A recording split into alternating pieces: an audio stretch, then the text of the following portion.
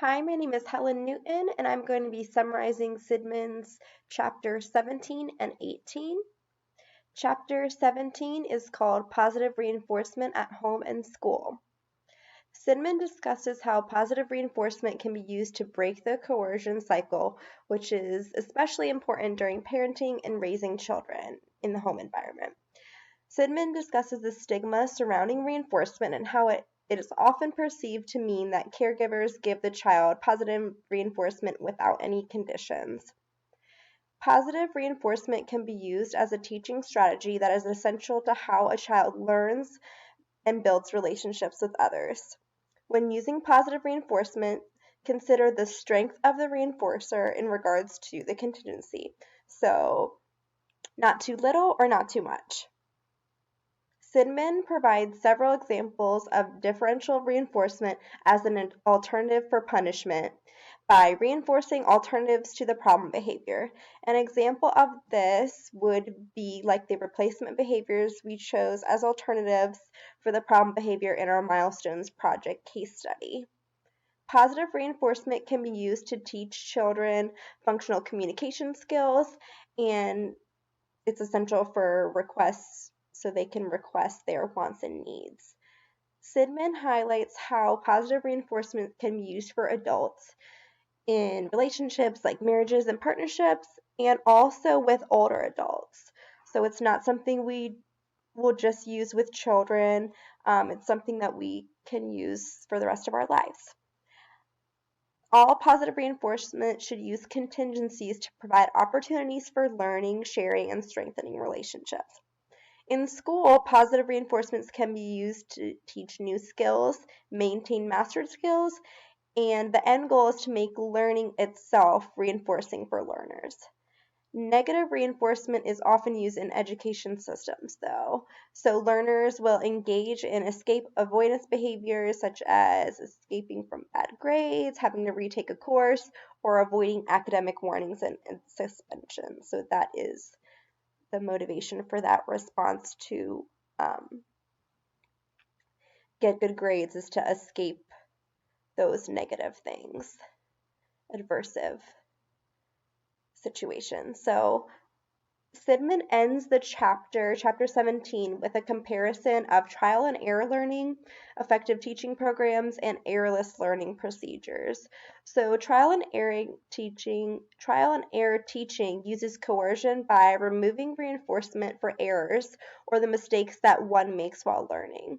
So using this teaching strategy ultimately is a form of coercion and can lead to escape or avoidance maintained behavior, which can make the experience of school itself and learning aversive to the learners who are making the mistakes. So it really is up to the teacher, the educator, and practitioner to develop effective ways to teach skills through positive reinforcement. Sidman suggests a behavioral analytic approach to developing programs by first operationally defining correct and incorrect responses and using those definitions to shape a learner's responses for success.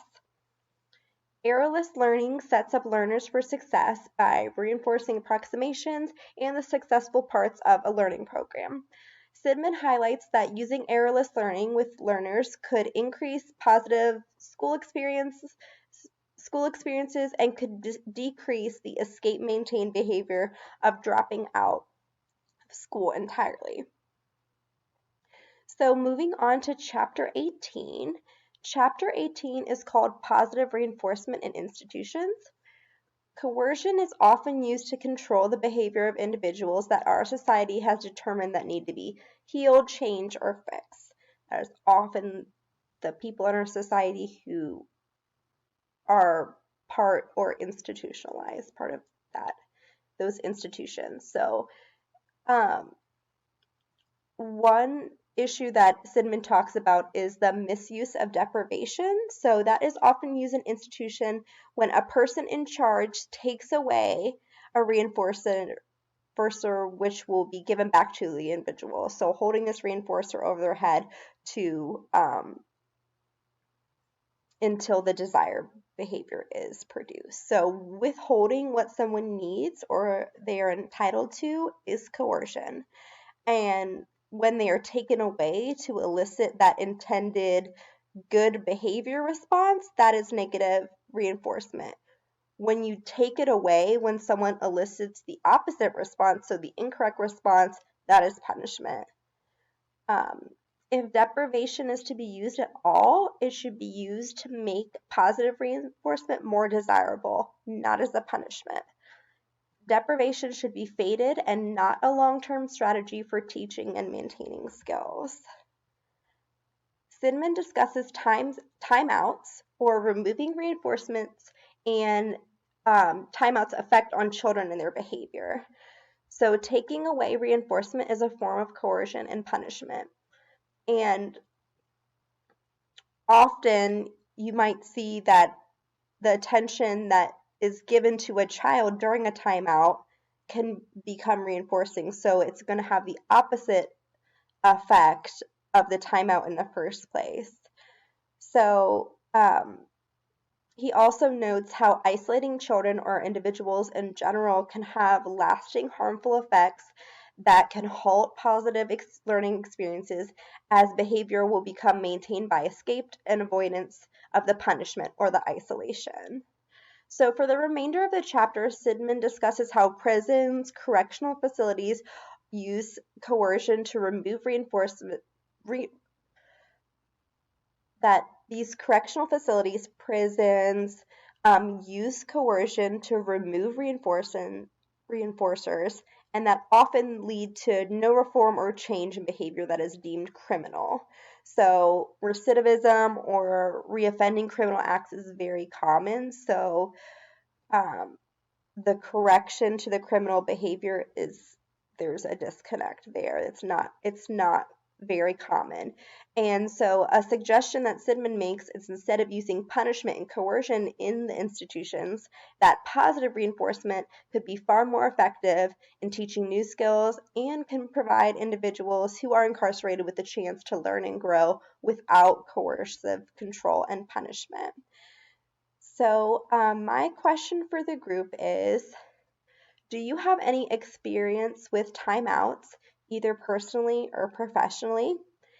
And what is one way positive reinforcement could be used instead of timeout for a child?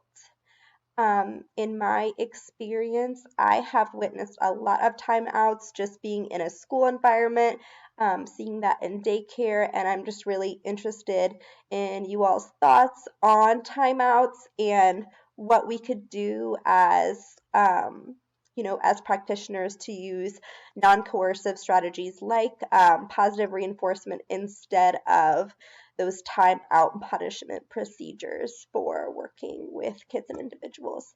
Thank you so much for your time. I'm looking forward to your responses. Thank you.